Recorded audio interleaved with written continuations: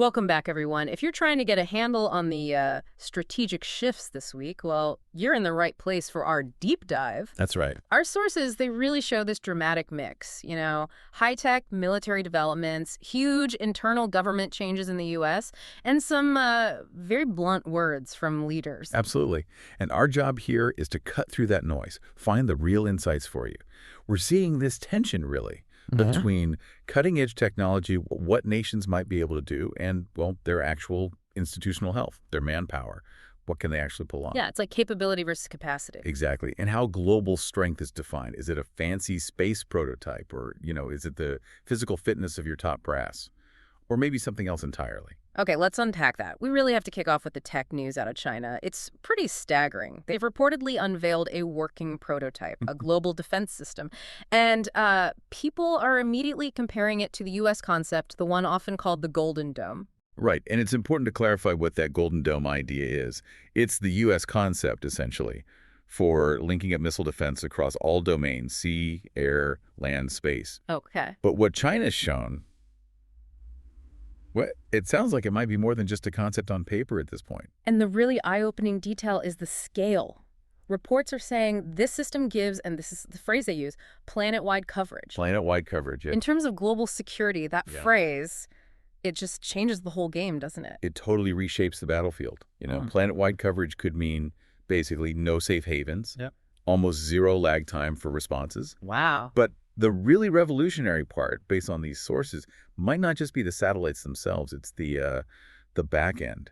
The core capability seems to be integrating data from all kinds of military platforms. So like everything, subs, drones, ground sensors. Everything, and then analyzing just massive, massive amounts of data incredibly quickly. So it's not just a shield in the sky, it's more like a global brain, crunching data almost instantly, reducing that sensor-to-shooter time to practically nothing. That's it, precisely. And that's the so what for you, right? Yeah. In modern warfare, it's often the fastest integrated network that has the edge.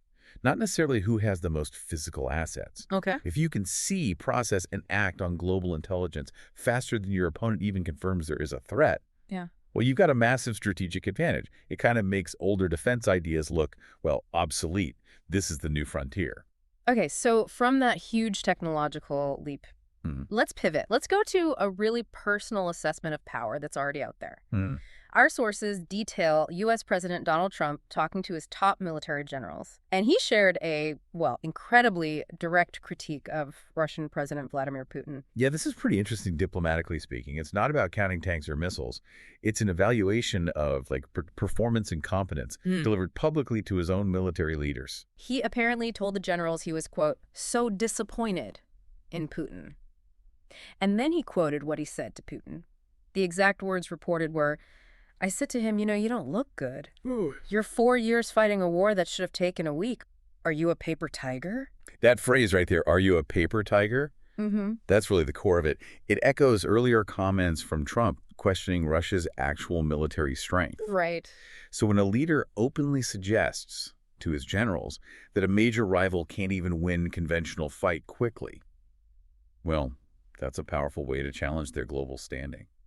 Maybe more powerful than just critiquing their budget, But does that kind of talk, calling out their effectiveness on the battlefield, does it just highlight a perceived weakness? Or could it actually maybe provoke them, make them feel they have to prove they aren't a paper tiger? Well, that's the gamble, isn't it? Strategically, it definitely pushes a narrative. And if you tie it back to our first point about China, in a world where data integration and speed are becoming king, well, not being able to pull off a quick, decisive win, that suggests a pretty big institutional problem, regardless of the hardware they might have. Right. It speaks to the execution capability. Exactly. And speaking of institutions and execution, let's use that idea. Let's shift to a huge, immediate domestic issue right here in the U.S. If we're judging other countries on their ability to execute. You have to look inward. Exactly. We have to look inward. And this week, wow, we saw a potentially massive blow to the U.S. federal government's sort of institutional memory and its ability to operate. This is seriously critical. Yeah. Maybe one of the most under-the-radar stories with huge implications. Nearly 154,000 federal employees. 154,000. They're set to leave the government payroll this week. They accepted buyouts linked to a Trump administration program aimed at cuts. Let's just sit with that number, 154,000. experienced, trained federal workers, all leaving at once. The sources say this is the largest single-year departure of U.S. civil servants in almost 80 years. This isn't just like trimming the edges. It's a massive removal of deep, specific expertise built up over decades. The loss in terms of quality and experience is just immense. You're losing that institutional memory across vital sectors. Think about it. Specialists at the Nuclear Regulatory Commission. Right. The folks managing air traffic control at the FAA, complex auditors at the IRS, dealing with, high-level stuff, the people ensuring the energy grid is secure. These aren't just general admin staff. Not at all. This is highly specialized knowledge. Yep. It takes years, sometimes decades, to build that up. And it's just walking out the door. And the timing, as you hinted, That's it. It's just terrible. This massive loss of personnel is happening right as Congress faces a deadline to authorize funding. A government shutdown is looming, possibly just days away. It sets up a potentially catastrophic operational risk. I mean, if a government shuts down, okay, non-essential folks get furloughed, but even the essential people who have to stay, they're now working with drastically fewer support staff, less institutional backup. You've essentially hobbled the government's ability to do basic things, let alone manage a major crisis. Wow. The sheer capacity of the U.S. government to just function could be compromised on a scale we haven't seen, really, since World War II. Okay, so here's where the contrast just becomes almost surreal and where it gets really interesting. While the underlying bureaucracy is potentially facing this 80-year crisis, there's this intense, almost laser-like focus on culture and physical fitness at the very top of the military. We're seeing really strong directives from U.S. War Secretary Pete Hegseth aimed at top military leaders. Yes, it's quite the pivot, isn't it? From the potential collapse of civil service capacity involving 154,000 people to enforcing appearance and fitness standards inside the Pentagon. For Hegseth, it seems like looks and fitness are directly tied to combat readiness. And the language he used, well, it wasn't subtle. He reportedly said it's completely unacceptable to see fat generals and admirals in halls of Pentagon.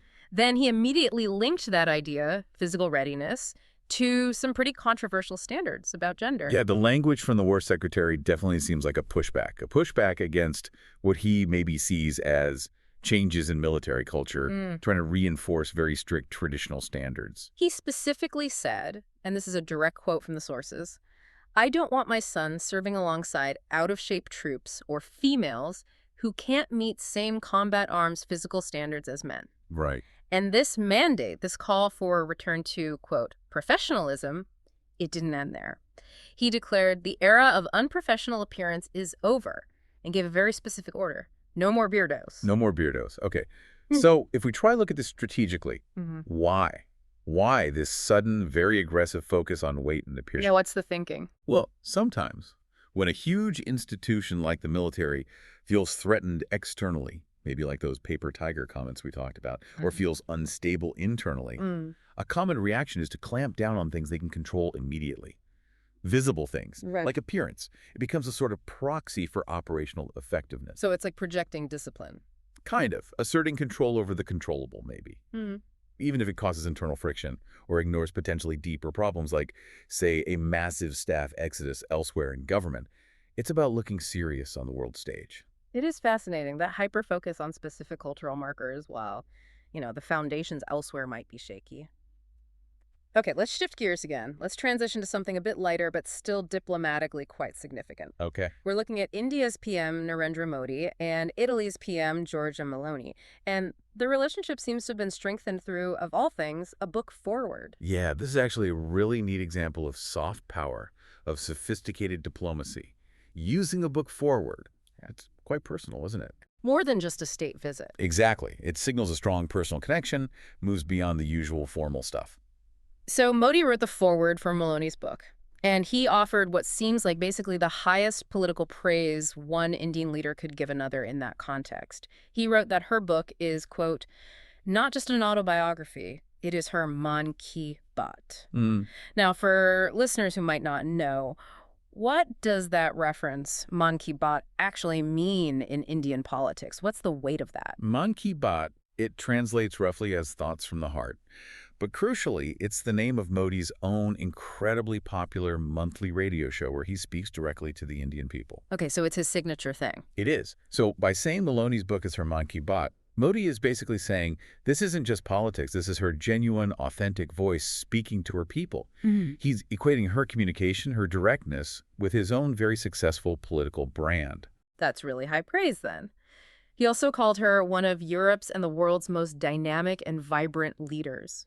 And he brought in another specific cultural term, writing about Nari Shakti. Nari Shakti, yeah. Women's power, women's strength, right. He puts that in the foreword. And using Nari Shakti isn't random either.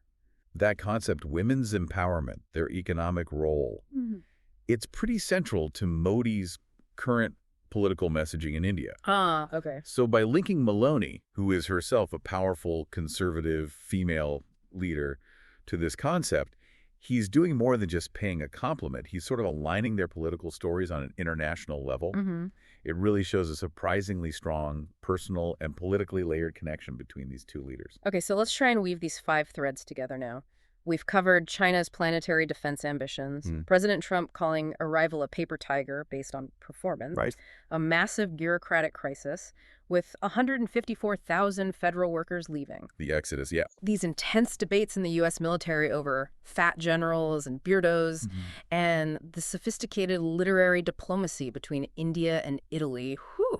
It's quite a mix. And the synthesis, I think, really lies in the contrast. Globally, you see this push towards the future integrated data, high-speed conflict. Right.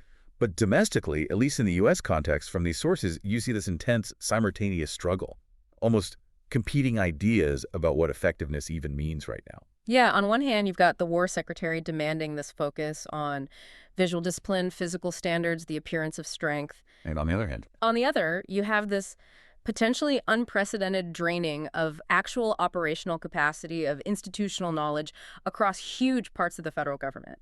Which brings us right to our final provocative thought for you, the listener, to maybe mull over after this deep dive. Yeah. The U.S. War Secretary has declared the era of unprofessional appearance is over. He's linking strict standards directly to combat effectiveness. But when you consider the sheer scale of the federal employee exodus, 154,000 experienced people gone, and the looming threat of a government shutdown, which poses the greater risk to America's long-term stability and its actual effectiveness on the world stage right now.